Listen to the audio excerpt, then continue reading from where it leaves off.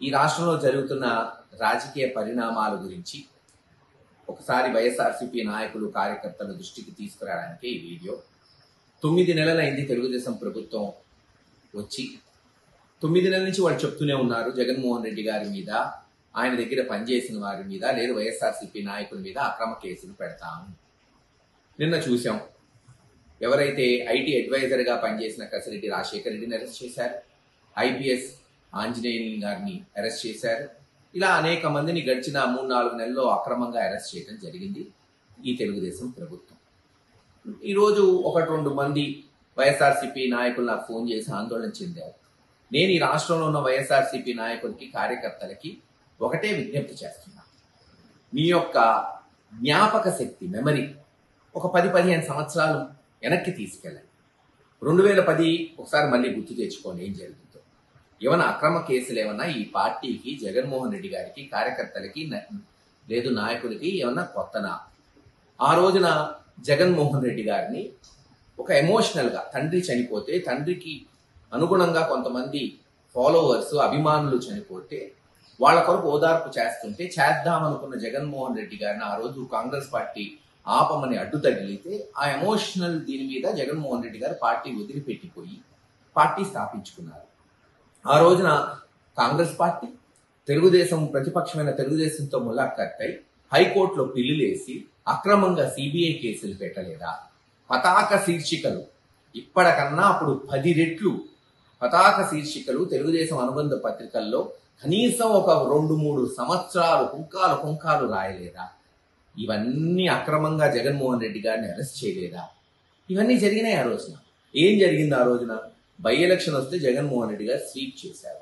ఆ తదనంతరం 2014 కూడా ఎలక్షన్ దాదాపు గెలిచేశారు. కానీ ఓ 2 వాగ్దానాలు ఆయన ఇవ్వకపోవడం వల్ల, 1-2 ఉదాహరణకి రుణమాఫీ తీసుకుందాం. ఆ రోజు జగన్మోహన్ రెడ్డి గారు రుణమాఫీ అని ఉంటే ముఖ్యమంత్రి అయ్యేవాడు.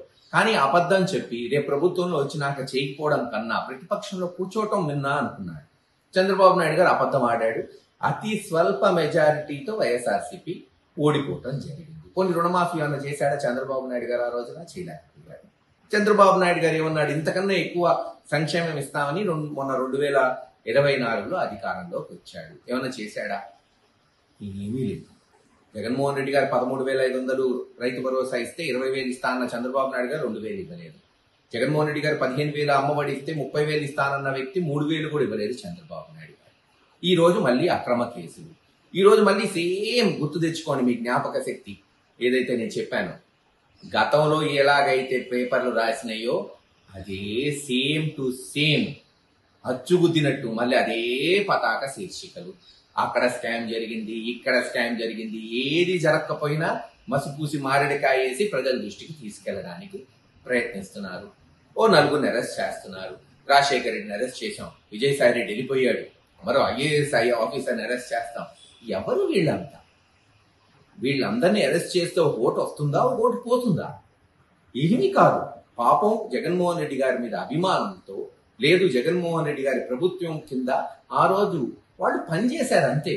ఎక్కడా అక్రమాలు జరగల. కానీ ఇప్పుడు ఏదో ఒకటి చెయ్యాలి కాబట్టి వీళ్ళందరినీ కూడా ఆ ఒక్క గేమ్లో భాగంగా, అంతరంగంగా గేమ్లో భాగంగా తెలుగుదేశం ప్రభుత్వం అక్రమ కేసులు పెట్టి అరెస్ట్ చేస్తుంది.